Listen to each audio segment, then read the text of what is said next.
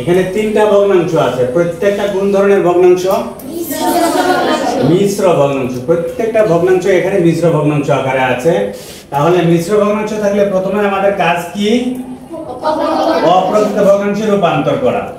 তাহলে অপ্রকৃত ভগ্নাংশে রূপান্তর করে একটা একটা করে। এই দুটা গুণ হবে 5 15 75 আর উপরের 1 যোগ করলে হয় 76 বিয়োগ নিচে 5 আবার লিখলাম কি 5 একে 5 আর তার সাথে 3 যোগ করলে হয় 8 বিয়োগ নিচে 3 লিখলাম 2 আর 3 এ গুণ করলে 6 তার সাথে 2 যোগ করলে 8। এখন আমাদের কাজ কি? হরের লসাগু বের করা। এখানে হর আছে 15 5 এবং 3, এগুলোর লসাগু আমরা বের করব। এই যে 15 5 এবং 3, এই তিনটা সংখ্যাকে আমরা দেখব অন্তত কমপক্ষে দুইটা সংখ্যাকে কি দিয়ে ভাগ করা যায়। এখানে কোনো সংখ্যাই জোড় সংখ্যা না, সুতরাং 2 দিয়ে কোনো সংখ্যা ভাগ করা যাবে না। 3 দিয়ে যদি ভাগ করে দিলে দুইটা মিলবে 15 এবং 3, তাহলে আমরা 3 দিয়ে ভাগ করে নিব। 3 5 এ 15 আর 5 এর জায়গায় 5 থাকবে, 3 একে 3। এখন দেখো 5 দিয়ে ভাগ করলে দুইটা মিলতেছে, 5 একে 5 5 একে 5 আর এই একের এক ঠিকই থাকবে। তাইলে লসাগু কত পেলাম আমরা? 3 গুণ 5 সমান 15।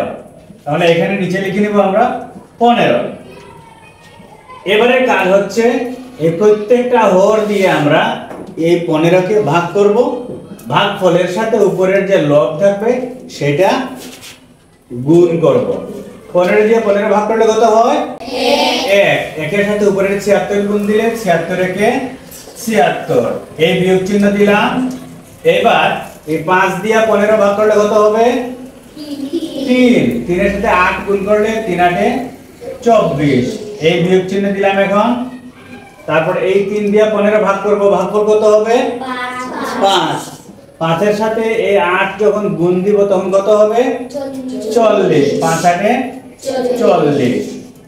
এইবার আমাদের কাজ হচ্ছে বিয়োগ করা। আচ্ছা, আমরা দুই ধাপে করি। প্রথমে এই দুইটা বিয়োগ করে নিই, 76 আর 24 বিয়োগ করি। তাহলে 6 থেকে 4 বিয়োগ করলে 2, 7 থেকে 2 বিয়োগ করলে 5, 52 পেলাম। এই দুইটার বিয়োগফল। বাকি রইল বিয়োগ 40, লিখে নিলাম বিয়োগ 40। এইবার আমরা 52 থেকে 40 বিয়োগ করে নিব। 2 থেকে 0 বিয়োগ করলে 2 থাকবে, 5 থেকে 4 বিয়োগ করলে 1।